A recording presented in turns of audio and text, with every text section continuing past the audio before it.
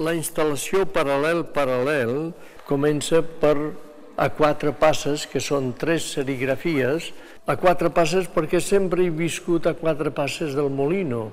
Aquesta raó de veïnatge m'acompanya i d'alguna manera sempre el Molino m'ha anat seguint o jo l'he anat acompanyant o ens hem anat, diguem, creuant. Per això m'ha semblat que posar les 3 serigrafies on al costat de la firma hi ha el número de passes que hi ha del Molino de Barcelona, que em sembla que són 382, i també les passes del meu estudi a París, al Moulin Rouge, o bé a Madrid de la pensió on vivia, que era la calle Baltasar Bachero, que em sembla que ara se'n diu la calle del Salitre, a Lavapiés, que era on vivia la pensió de los Madroños, que també estava a poques passes del Molino Rojo de Madrid.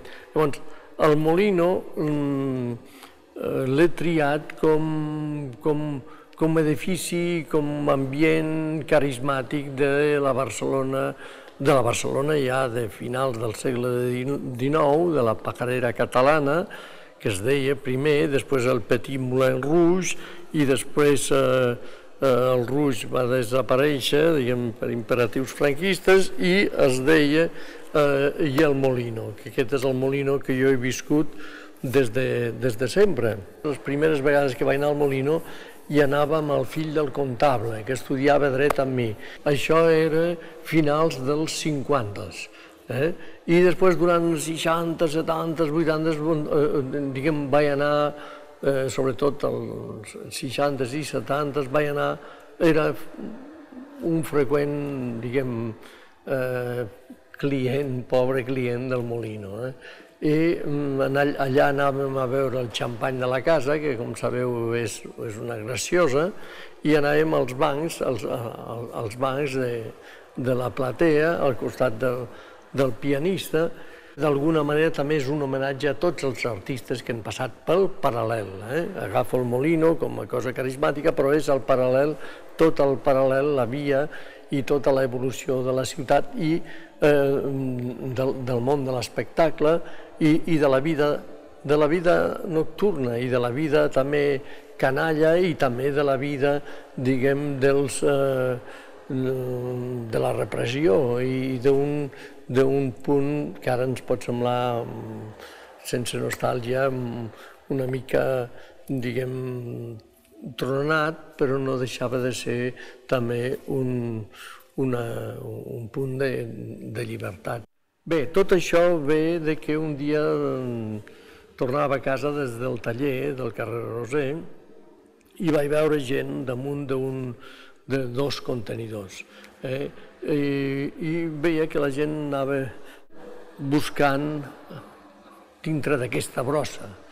I jo vaig veure que hi havia uns decorats. Vaig estirar un i vaig parar un taxi i vaig fer 2 viatges omplint el taxi. Aquests decorats estan aquí. Jo en soc el depositari. De cap manera jo no crec que res d'això em pertanyi. Per tant, jo donaré a qui ho hagi de donar i sobretot a qui en tingui cura. Una ciutat que llança un patrimoni artístic li hauria de caure la cara de vergonya. Jo he fet el que he pogut, he replegat 4 coses, que són 18 decorats autèntics del Molino, fets pels grans germans Salvador, i aquests són els decorats que, entrant a l'espai del bloc i de la projecció de la pel·lícula que he fet, de la gravació, de la demolició del Molino i de la reconstrucció fins al moment de l'exposició, aquest espectacle. L'espectacle és enderrocar i construir, i sobretot la gent del barri. A mi, els artistes, la gent, aquest és el tema que a mi m'interessa. El de més m'interessa menys.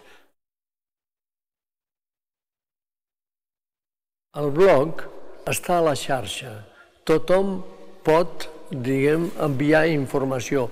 demanem justament informació, demanem fotos, testimoniatges artístics, musicals, documentals, i jo crec que tenim la gran sort de poder vehicular i canviar, intercanviar informacions i fer aquest gran arxiu que a poc aquest arxiu s'anirà constituint, i aquest arxiu farà que la memòria col·lectiva, la memòria compartida es pugui, diguem, d'alguna manera ens pugui donar entitat i ens pugui donar satisfacció, que han passat moltes coses, millor no oblidar-les i poder-les dialogar.